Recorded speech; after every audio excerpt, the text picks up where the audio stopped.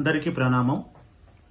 ఇటీవల మన తెలంగాణ ప్రభుత్వం బీసీ రిజర్వేషన్లు 42% చేస్తామని, దానికోసం చట్టబద్ధత తెస్తామని ప్రకటించడంతో ఎన్నో ఏళ్ల నుంచి బీసీ రిజర్వేషన్ కోసం మద్దతు పలికినటువంటి రాజకీయ పార్టీలే ఉండొచ్చు, పోరాటం చేసినటువంటి కుల సంఘాలే ఉండొచ్చు, సంబరాలు చేసుకోవడం జరిగింది.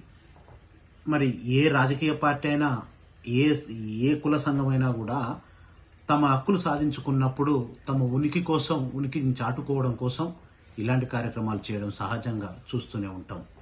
కానీ మన దౌర్భాగ్యం ఏంటంటే, ఏమాత్రం అవగాహన లేని ప్రజాప్రతినిధులు అక్కడ మనకు బీసీ సంఘాలకు మద్దతు ప్రకటించినటువంటి ఒక మహిళా వ్యక్తి అయినటువంటి బీఆర్ఎస్ పార్టీ నాయకురాలు మరియు తెలంగాణ జాగృతి అధ్యక్షురాలు కవిత గారిపై ఆమె యొక్క పేరుని ప్రస్తావించుకుంటూ తెలంగాణ మాండలిక భాషని జోడించుకుంటూ పర్సనల్గా ఆమె వ్యక్తిత్వం పైన కొన్ని అనుచిత వ్యాఖ్యలు చేయడం జరిగింది.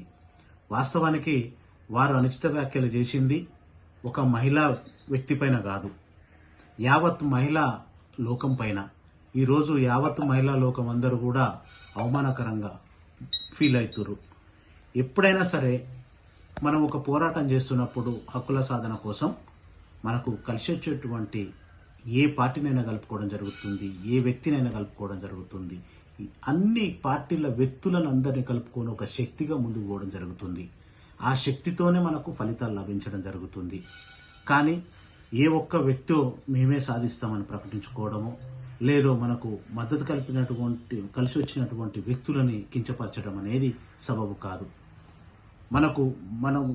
మనకి ఇటీవల మనకు ఆర్ కృష్ణయ్య లాంటి వాళ్ళు, మందకృష్ణ లాంటి వాళ్ళు బీసీలపై, ఎస్సీలపై, ఎస్టీలపై వారి యొక్క వర్గీకరణ కోసం, వాళ్ళ యొక్క రిజర్వేషన్ల కోసం ఎన్నో పోరాటాలు చేసిర్రు. కానీ ఎక్కడ కూడా వాళ్ళు వేరే వ్యక్తులపైన అనుచిత వ్యాఖ్యలు చేయలేదు, ఇలాంటి దాడులకు దారి తీయలేదు. కానీ ప్రజలను కన్ఫ్యూజన్లో పెట్టి ఒక ప్రజాప్రతినిధిని అని చెప్పుకుంటూ మహిళలను అగౌరవపరుస్తూ ఇలాంటి వ్యాఖ్యలు చేయడం అనేది చాలా బాధ కలిగిస్తుంది.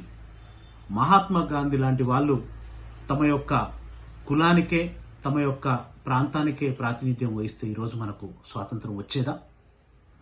జ్యోతిరావు పూలే, సావిత్రిబాయి పూలే లాంటి వారు తమ యొక్క వర్గానికి, తమ యొక్క ప్రాంతానికే విద్య నేర్పితే ఈరోజు మనందరం విద్యావంతులం అయ్యేవాళ్ళమా?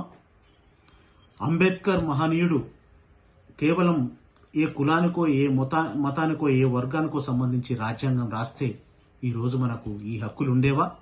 ఒక్కసారి ఆలోచించండి. మీరు చేసినటువంటి వ్యాఖ్యలు భవిష్యత్ తరాలకు ప్రమాదకరంగా మారుతాయి. కాబట్టి మీకు ప్రజలిచ్చినటువంటి ఒక ప్రజాప్రతినిధి అవకాశం సద్వినియోగం చేసుకోండి. అందరినీ కలుపుకొని పోయి ప్రజల యొక్క హక్కుల కోసం వారి సాధన దిశగా ప్రయత్నం చేయండి.